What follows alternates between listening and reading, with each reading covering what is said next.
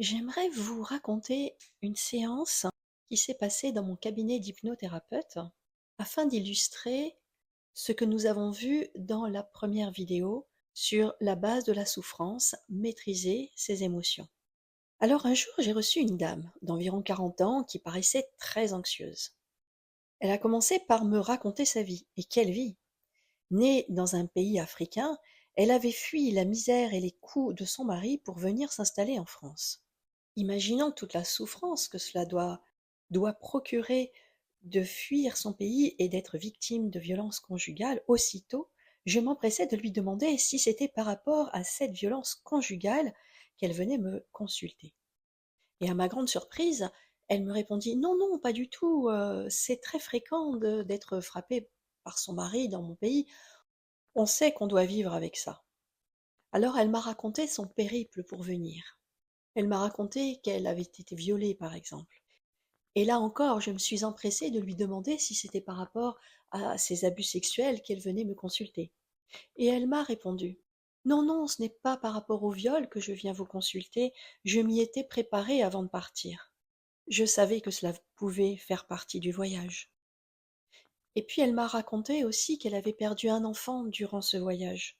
Et là encore, bouleversée d'entendre ça, je lui ai demandé si elle venait me consulter par rapport au deuil de cet enfant. Et elle me répondit: «Non, non, vous savez, chez nous, on vit avec la mort. On sait que tout le monde peut mourir un jour ou l'autre. On sait que nos enfants aussi peuvent mourir avant nous». Et je regardais ce petit bout de femme stupéfaite. Elle venait de me donner une énorme leçon de vie. Je voyais bien qu'elle ne me mentait pas.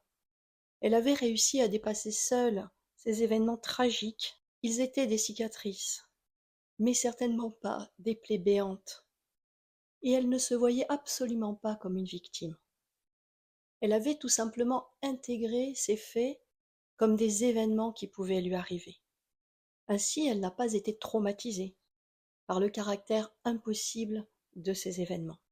Et sa manière de relativiser lui a permis également de ne pas développer d'émotions de souffrance trop importantes.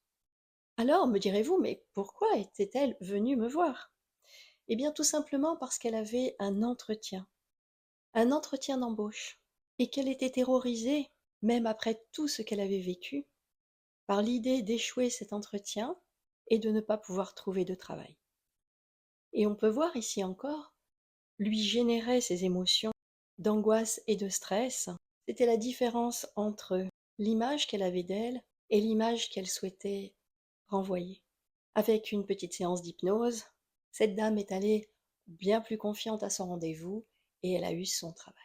Avec cet exemple, on voit que effectivement les faits sont neutres et que c'est bien nous qui y mettons des émotions.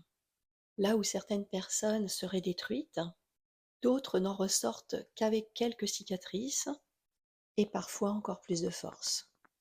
Bien évidemment, si vous avez été victime d'un délit ou d'une autre horreur, pensez à porter plainte, surtout si vous avez des preuves solides.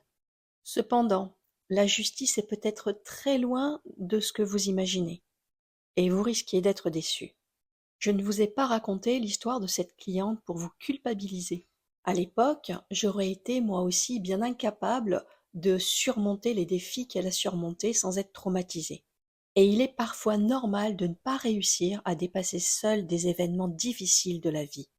Dans ce cas, pensez à consulter un thérapeute. L'histoire de cette cliente permet de savoir qu'il est possible de dépasser des événements tragiques. Mes vidéos vous offrent des idées pour trouver votre comment.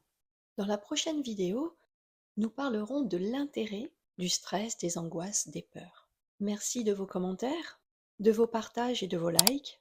Pensez à vous abonner et à activer la petite cloche des notifications afin de ne rater aucune vidéo.